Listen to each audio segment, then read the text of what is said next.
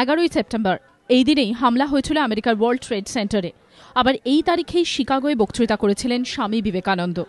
দিনটি পৃথিবীর ইতিহাসে যেমন কলঙ্কের পাশাপাশি তেমনি গর্বের। বিশ্বে শান্তি স্থাপনের লক্ষ্যে এই দিনটিকেই বেছে নিল দিল্লির রামকৃষ্ণ মিশন। দূর হোক অশান্তি, বিশ্বে আসুক শান্তি, এই আহ্বান জানিয়েই দিল্লিতে মঙ্গলবার থেকে শুরু হল দুদিনব্যাপী বিশ্ব শান্তি সম্মেলন। সম্মেলনের উদ্বোধন করেন তিব্বতী ধর্মগুরু দলাই লামা, ছিলেন প্রাক্তন রাষ্ট্রপতি এপিজে আব্দুল কালাম।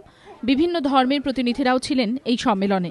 প্রত্যেকেরই এক সুর, শান্তির জন্য কোনো খারাপের সঙ্গেই আপোষ নয়। আমরা চাইছি ওই স্মৃতিটা ভুলে গিয়ে আবার আমরা যেন ফিরেই যাই ওই যুগে, যেই কালে স্বামীজি বিশ্ব ধর্ম সম্মেলনে এমন ঘোষণা করলেন যে বিশ্বের শান্তি স্থাপনা খুবই সম্ভব ছিল। দুদিনব্যাপী বিশ্ব শান্তি সম্মেলন বুধবার শেষ হচ্ছে। বিভিন্ন দেশের রামকৃষ্ণ মিশনের প্রতিনিধিদের সঙ্গে শেষ দিনের আলোচনায় যোগ দেবেন কপিল দেব, কৃষ্ণমাচারী শ্রীকান্তের মতো ব্যক্তিত্ব, থাকবেন সংস্কৃতি জগতের নক্ষত্রেরাও। বিজেন্দ্র সিংহের রিপোর্ট, এবিপি আনন্দ, নয়াদিল্লি।